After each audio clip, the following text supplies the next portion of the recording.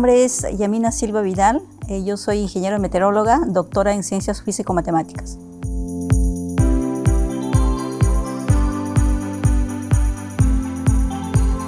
La meteorología es la ciencia que estudia la atmósfera terrestre. La atmósfera es la capa que envuelve la Tierra, que la atmósfera es mucho más grande, pero la meteorología estudia básicamente hasta los 15, 20 kilómetros de altura, que es la capa donde se desarrollan todos los procesos que luego determinan los fenómenos que nosotros conocemos, ¿no? Por ejemplo, las lluvias muy intensas, el calor, todo el tiempo, todo lo que nosotros sentimos, ¿no? Como parte de nuestra vida, tanto a escalas de tiempo, de horas a días, hasta a escala de meses, años, incluso decenios, ¿no? Que es el clima, se desarrolla en esta capa de la atmósfera, que es la más baja, que la conocemos como troposfera. Entonces la meteorología se encarga de estudiar todos esos procesos, principalmente con fines de hacer pronósticos del tiempo, del clima, para prevenir ante situaciones complejas, ¿no?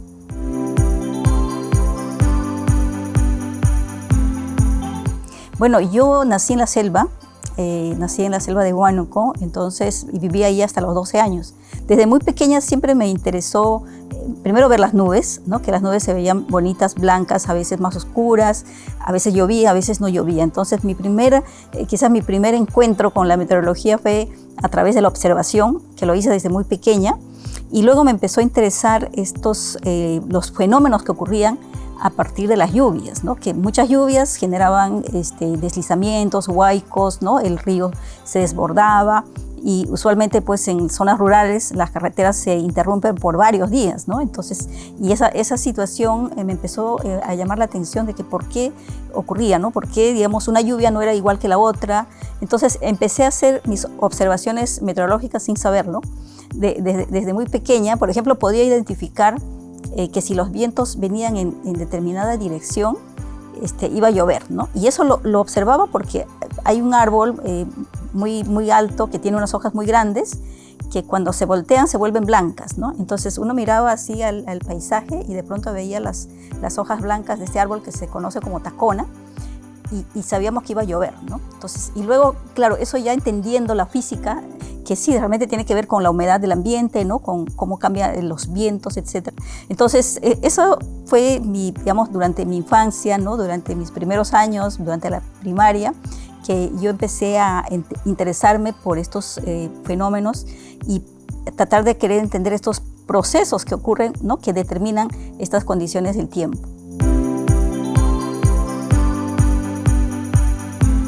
Terminando la primaria, mi familia nos mudamos a Lima, ¿no? Básicamente los hermanos, somos 6 hermanos.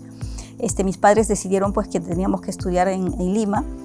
Ya ellos habían construido una casa precisamente en un lugar muy estratégico entre la Universidad Católica y la Universidad de San Marcos, ¿no? Con la ilusión de que sus hijos estudiaran pues, en la universidad. Entonces yo seguí la secundaria aquí en Lima. Estudié en un colegio muy pequeño, ¿no? Allá en mi barrio, y siempre me interesó las matemáticas, ¿no? Sobre todo la matemática, la física, las ecuaciones, ¿no? Que además determinaban que podíamos entender los procesos que ocurrían a través de estas ecuaciones. Entonces tuve la suerte de que mi hermano mayor estudiaba física, entró a estudiar física a la Católica, y un hermano que entró a la Escuela de Oficiales de la Fuerza Aérea. Entonces él estudiaba ingeniería aeronáutica y los aviadores tienen que conocer lo que pasa en la atmósfera porque es el medio en el cual ellos desarrollan sus actividades. Entonces, y él estudió un curso de meteorología.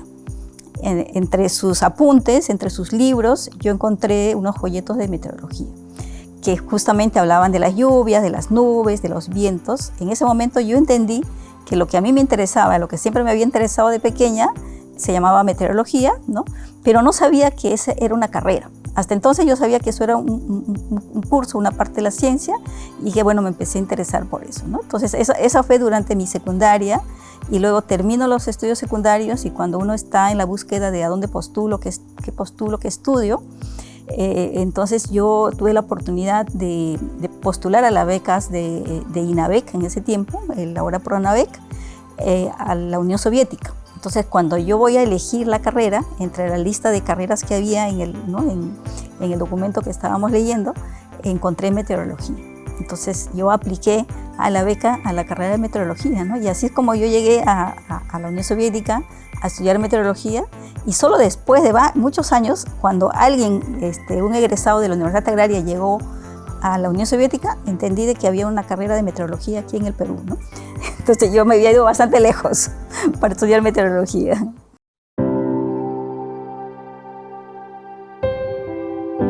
Bueno, sí, en realidad, claro, yo he tenido, quizás el primer cambio que tuve fue cuando dejé mi selva, ¿no? Mi comida y todo lo paisaje bonito para venir a Lima, que además era un clima muy diferente, una zona muy árida, los cerros que eran marrones cuando nosotros siempre estábamos mirando cerros verdes, ¿no? Entonces, eso también fue chocante, ¿no? Pero luego postulé a la beca cuando todavía no tenía 18 años, ¿no? Mi hermano fue el que me firmó el documento para yo poder postular. Entonces, cuando yo gano la beca, había cumplido 18 años. Entonces, y yo no consulté con mis padres de postular la beca, tampoco con mi hermano mayor, que era el que nos, con quien vivíamos aquí, sino yo simplemente decidí postular porque dije que es la oportunidad, ¿no? Fue una oportunidad y la tomé. Después de haber ganado, porque fue un proceso de selección, postulé en el mes de febrero y solo en el mes de agosto nos dieron los resultados, ¿no? Y había que viajar ya porque empezaba en septiembre. Entonces, ahí fue el problema. Y ahora, ¿cómo aviso a mis papás, ¿no? O sea, ¿cómo les digo, no? Entonces, yo, bueno, básicamente informé a mis papás que a mí me había ganado una beca y que me iba a ir. Entonces, claro, es un proceso bastante difícil, ¿no? Yo era, soy la quinta, además de 6 hermanos, o sea, y era bastante pequeña todavía en ese momento, y me tenía que ir porque ya había ganado, o sea, yo no podía perder algo que ya había ganado, ¿no es cierto? Entonces mis papás apoyaron muchísimo esta decisión mía y me apoyaron, ¿no? Me apoyaron para poder irme. Yo sé que con mucho dolor, sobre todo de mi madre, ¿no? Por dejar a una hija pues en un país tan lejos, cuando en ese momento no existía internet, las cartas llegaban en meses, ¿no? O sea, era una carta de corriente que llegaba. Entonces, sin embargo, bueno, yo tomé esa decisión. Me adapté a esas condiciones, o sea, fui a un lugar donde no sabía qué me iba a esperar, era un idioma completamente diferente, ¿no? Sin embargo, la beca nos cubría pues todo, era una beca integral que cubría un año de estudios de idioma en primera instancia y luego íbamos a la universidad. Entonces fue un clima completamente diferente, un clima extremo, ¿no? La cultura, el idioma y claro, la comunidad con la cual nosotros nos relacionábamos. Además llegamos a un lugar, a una residencia estudiantil donde habían jóvenes de todas partes del mundo, ¿no? Y que uno jamás se pudiera haber imaginado que lo va a tener de compañero, ¿no? Que vas a compartir cocina, casa, ¿no? Y vas a estar todo el día con estos jóvenes, pero ha sido una experiencia creo que única. Si tuviera que volver a hacerlo, lo haría por supuesto con muchísimo gusto, ¿no? Lo volvería a hacer. Estudié la meteorología en la universidad a la cual llegué. Las universidades son especializadas, ¿no? Mi universidad era de meteorología, hidrología y oceanografía. O sea, estas, digamos, 3 ramas de la ciencia que estudia la hidrología, las aguas superficiales, los océanos y la atmósfera. Entonces, y dentro de la meteorología también teníamos diferentes especialidades, ¿no? Entonces, yo me especialicé en la temática de modelamiento numérico. Entonces, mi carrera de meteorología, cuando yo termino la carrera y luego me especializo, soy especialista en modelamiento numérico. Entonces, el desarrollo de modelos, que actualmente pues, es la herramienta más importante que tenemos en la meteorología. Y luego, para pasar el doctorado, también sigo trabajando con los modelos y siempre desde la perspectiva de que a mí me interesó mucho desde muy pequeña el tema de las lluvias. Entonces, en mi proyecto de tesis de pregrado, también trabajé con un esquema, con un modelo que podía determinar las lluvias y luego continué con esta temática, ¿no? Hasta luego trabajar en el doctorado con modelos más complejos, donde también para determinar qué tan buenos son los modelos reproduciendo las lluvias, ¿no? Por ejemplo. Y es un tema que hasta el día de hoy lo continúo, ¿no? Entonces, digamos, ha sido todo este proceso de ir aprendiendo, mejorando, creciendo y siempre existen, ¿no? Estas nuevas tecnologías, nuevas necesidades y nuevos retos en torno a la meteorología.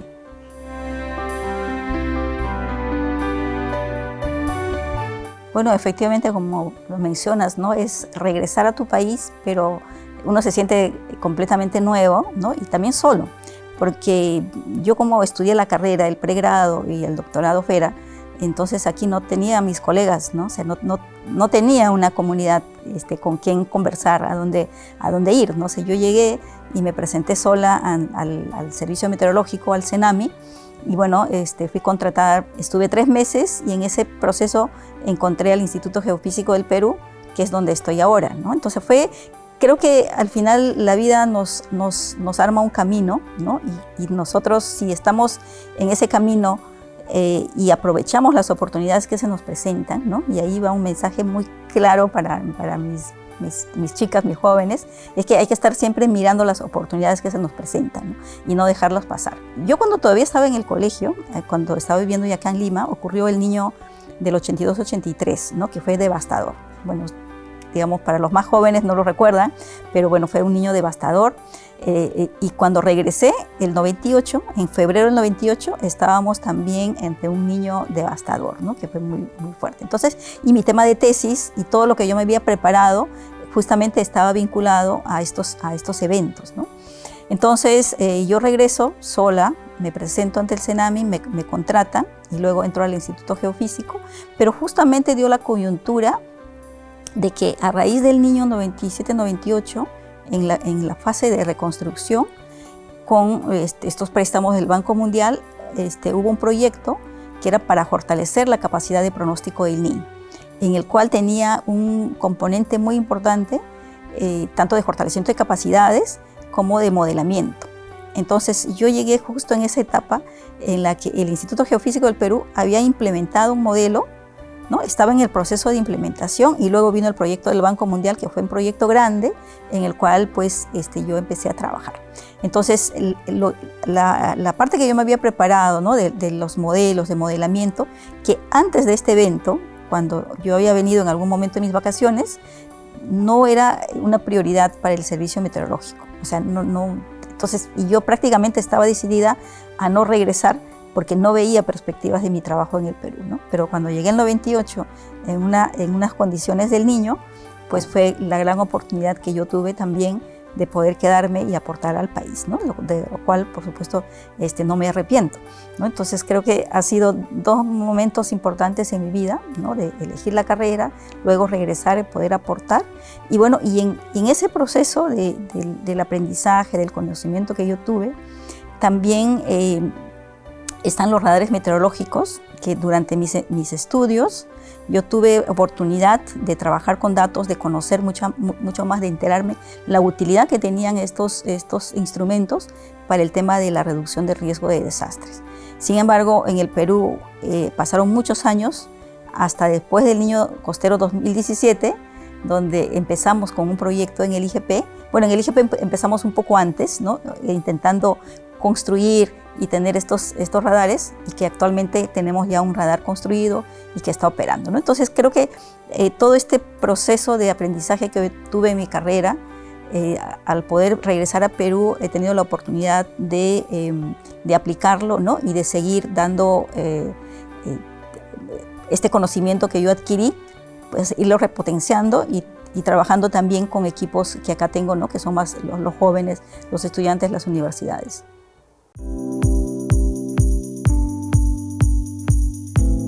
Bueno, en mis primeros años estuve muy dedicada a trabajar con los modelos numéricos para el pronóstico del tiempo, para poder evaluar estos modelos, ¿no? Que tengan la capacidad de reproducir los fenómenos que observamos, ¿no? Ya sean, por ejemplo, que el modelo reproduzca una helada, que el modelo reproduzca una lluvia intensa, una tormenta, y qué tanto podemos nosotros confiar en estos modelos cuando estos modelos, digamos, para la costa, para la sierra, para la selva, ¿no? Entonces, una de las cosas difíciles para los modelos es precisamente trabajar en una topografía compleja como es el Perú, ¿no? Además, el Perú tiene una costa que es una franja muy pequeña, tenemos la zona costera, el mar, que es un mar frío comparado pues a otros sitios, a pesar que estamos en el trópico. Entonces, todas estas situaciones complejas que tenemos en nuestro territorio, en el Perú, son retos para los modelos. Entonces, y una de las preguntas que salía siempre en los modelos es, si bien los modelos han sido desarrollados y son desarrollados por los grandes centros internacionales, nosotros actualmente puedes bajar, instalar y correr el modelo, ¿no? Incluso como una caja negra, sin entender mucho lo que pasa dentro del modelo con los procesos físicos, ¿no? Los procesos, la dinámica, etc. Sin embargo, si tú tienes un modelo ideal y dices, ya, esta es mi configuración del modelo, pero para otra situación puede no funcionar, ¿no? Entonces hay que entender lo que pasa dentro. Entonces yo pasé muchos años, ¿no?, tratando de entender esos procesos y cómo es que estos están representados por los modelos.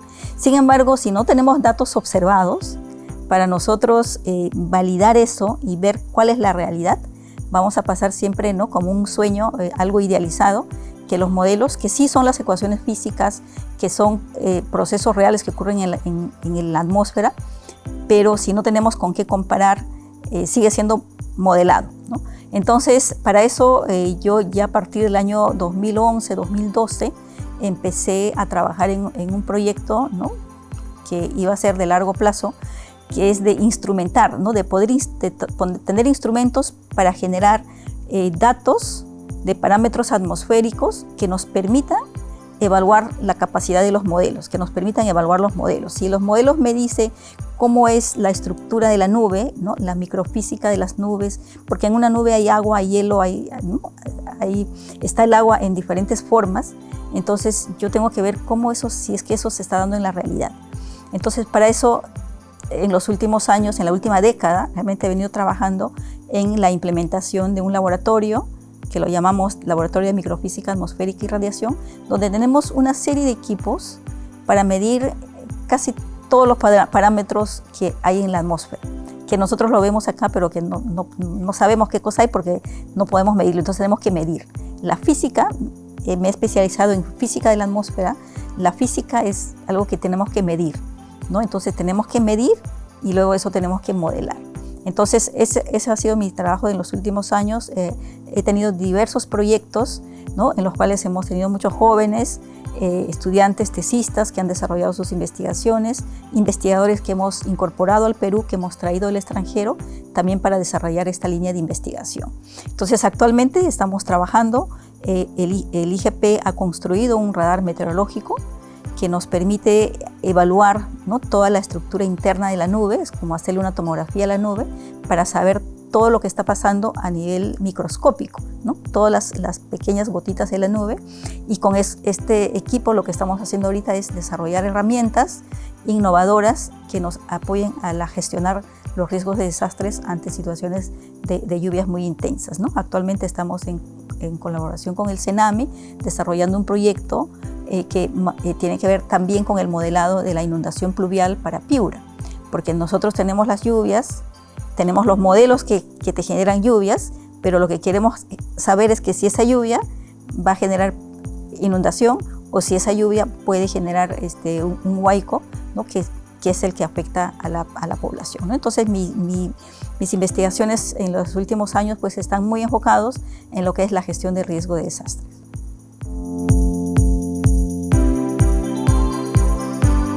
Bueno, en realidad, como mencionas, el territorio complejo, ¿no?, y yo estoy enfocada en la cuenca del Mantaro, ni siquiera en toda la cuenca, en el Valle del Mantaro, ¿ya? Entonces mis investigaciones están enfocadas en los Andes peruanos, pero es el Mantaro. ¿Por qué hemos escogido el Mantaro, ¿no? Primero porque, bueno, es la cuna del IGP, ahí nació el IGP hace más de 100 años, con un observatorio. O sea, que tenemos datos que tienen más de 100 años de longitud de datos, entonces podemos estudiar la variabilidad del clima que han ocurrido pues, en el último siglo. Además, el Valle Mantaro es un valle muy productivo, es un valle rico que proporciona pues, muchos alimentos de la agricultura hacia Lima, y también está la hidroeléctrica del Mantaro. Entonces es como un laboratorio natural en el cual estamos trabajando para poder entender todos esos procesos complejos y que además nos permite ver la interacción que hay entre la Amazonía y los Andes y también la costa. Por ejemplo, un ejemplo de ello es que entre los parámetros que medimos están los aerosoles atmosféricos, o sea, estas partículas que están en la atmósfera, que son partículas naturales, pero que también hay muchos aerosoles que son producto de la actividad humana. Cuando ocurre los vientos paracas en la costa, en Ica, por ejemplo, ¿no? Estos vientos que llevan arena, que son vientos de tormentas de arena, esa arena también llega hasta el Valle del Mantaro, ¿no?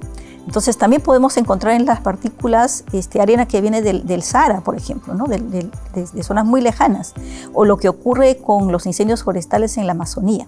Entonces el clima, en realidad los procesos en el clima tienen una interacción entre no solamente territorial, sino también entre los diferentes componentes del sistema, ¿no? Los océanos van a jugar un rol muy importante, ¿no? Para formar el clima de una zona. Entonces, como menciono, estoy enfocada en el Mantaro y me gustaría, pues, ¿no? O sea, así tener laboratorios y tener esta instrumentación y la cantidad de estudios que hemos hecho en el Mantaro, pues hacerlo para el altiplano, hacerlos para Piura, Tumbes, ¿no? Hacerlos en otras zonas de Perú que también son tan importantes, ¿no? Y tan necesarios para la economía de nuestro país.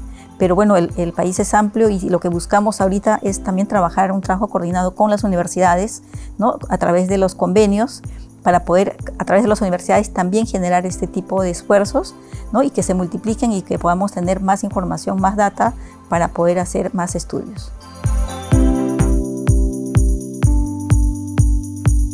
¿No? Existen estos estereotipos de género, ¿no? que va desde los colegios, ¿ah? No solamente el colegio secundario, sino incluso en la primaria, ¿no? Cierta predisposición incluso de las profesoras porque los varones vayan más para las ciencias, para las matemáticas, y más bien las mujeres más para las ramas que son de las ciencias sociales o incluso de aquellas carreras que son de cuidados, ¿no?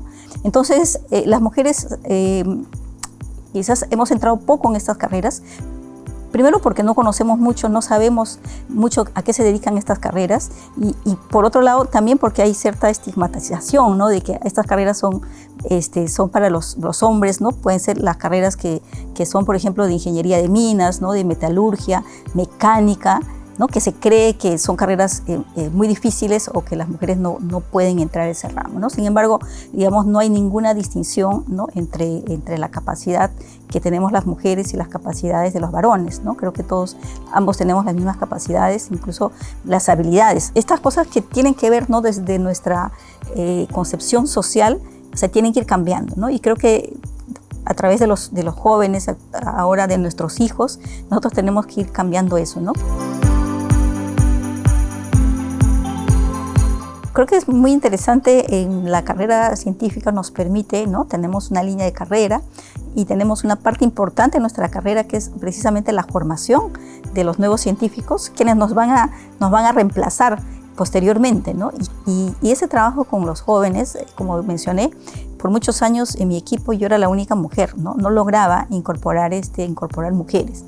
Sin embargo, los jóvenes que han trabajado conmigo, o sea, ellos están convencidos, ¿no? de que tiene que haber paridad, de que tiene que haber equidad, y ellos son los primeros llamados a la equidad de género, ¿no? Entonces, y a través de ellos, yo sí he conseguido que, por ejemplo, con ayuda de ellos, se preparen a más chicas, a más mujeres, ¿no? Para que en los siguientes concursos ellas estén mejor preparadas y puedan lograr acceder a un puesto o acceder a las becas que las instituciones solemos dar para desarrollo de tesis, ¿no? Entonces yo en los últimos años he incorporado más mujeres en mi equipo, pero ha sido gracias a los jóvenes que trabajan conmigo, ¿no? Que son jóvenes que están convencidos, ¿no? De que los equipos tienen que ser no solamente interdisciplinarios, no solamente sumar las capacidades intelectuales, sino que las instituciones tienen que sumarse a ese equipo, ¿no? Con equidad de género y que además, ¿no? En igualdad de condiciones. Entonces eso ha sido para mí muy gratificante, ¿no? Que los jóvenes que se formaron conmigo tengan esa visión, y bueno, y es algo que uno trata de inculcar siempre, pues a través de los cursos que dicta, a través de los seminarios, a través de las conferencias, y bueno, y ahora también estoy trabajando mucho más con niños y niñas, ¿no? De edad escolar, que creo que es una rama importantísimo para estas vocaciones científicas futuras, de abrirles, decirles, mostrarles el espectro que hay completo y no solamente una parte, ¿no? Sino aquí está el espectro completo, y si un niño quiere ser astronauta, o si un niño quiere ser filósofo o quiere ser artista, pues que tenga esas oportunidades en igualdad de condiciones para todos y para todas.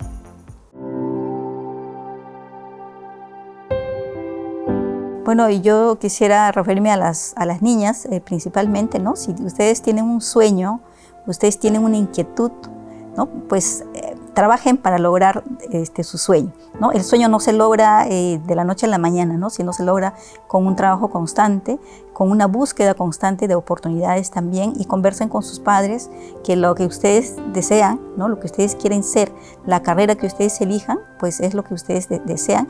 No hay nada más importante en la vida que trabajar en algo que te guste, ¿no? O sea, los científicos disfrutamos mucho de nuestro trabajo porque es algo que nos gusta, ¿no? Trabajamos entendiendo los diferentes procesos, en el caso de la meteorología, y cada vez que entendemos algo, o descubrimos algo, o respondemos algo, nos surgen más preguntas, ¿no? Pero y así es la ciencia. La ciencia no termina respondiendo una pregunta, sino la ciencia avanza haciéndose más preguntas y tratando de responder más preguntas, ¿no? Entonces, a las chicas, que la inquietud que ustedes tengan, pues busquen las oportunidades, contáctense con más mujeres, ¿no? Busquen una mentora, que en estos momentos tenemos muchas instituciones, muchas asociaciones que estamos haciendo lo posible para llegar a más niñas, ¿no? Y que podamos ser sus mentoras y podamos lograr en un futuro no muy lejano, pues la equidad de género en ciencia y tecnología en el Perú.